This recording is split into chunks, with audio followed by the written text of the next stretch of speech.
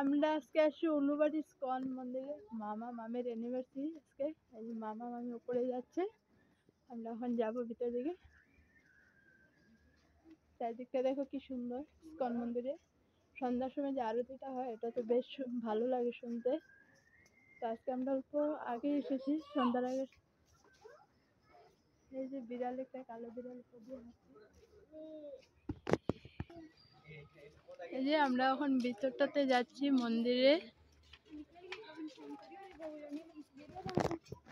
মামি আর মামা, এই যে এটা হলো মন্দিরের সামনেটা, দেখো ফুল গাছ, অনেক রকমের ফুল গাছ লাগিয়ে রেখেছে। যে কি সুন্দর গাছগুলা, দেখো না গাছগুলা কি সুন্দর, বেশ ভালো লাগে দেখতে। যে কোনো মন্দিরের সামনে কি সুন্দর সুন্দর ফুল গাছ লাগায়, দেখতে ভালো লাগে।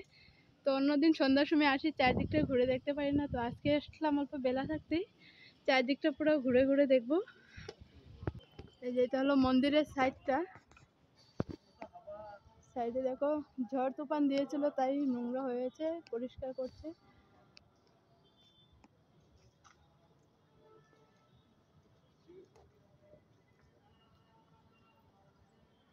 আরো দেখো যে ফুল গাছের টব, কি সুন্দর এগুলা, বেশ বড় বড় এনেছে টবগুলো।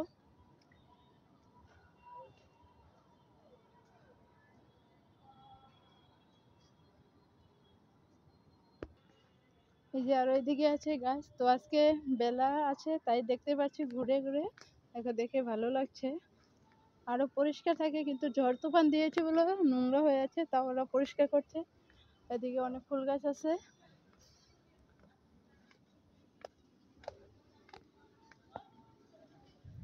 আর এই যে নিচে থেকেও, উপর থেকে নিচে নামলাম আমি।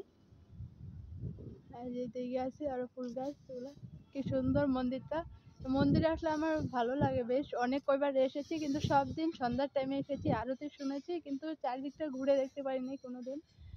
তো আজকে আসলাম অল্প বেলা যদি আছে, তো চারদিকটা ঘুরে ঘুরে দেখলাম, তো আমি একটা ভাবলাম একটা ভিডিও করে নিই, দেখতে পাবো ভিডিওতে।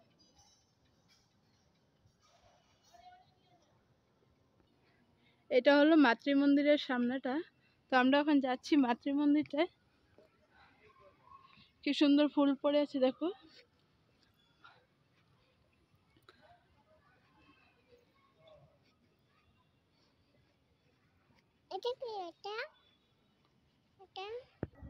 আমি যাচ্ছি এখন মন্দিরের ভিতরে, মন্দিরের ভিতরে গান হচ্ছে এখানে, মামি বসেছে এখানে, অনেকে কীর্তন করছে।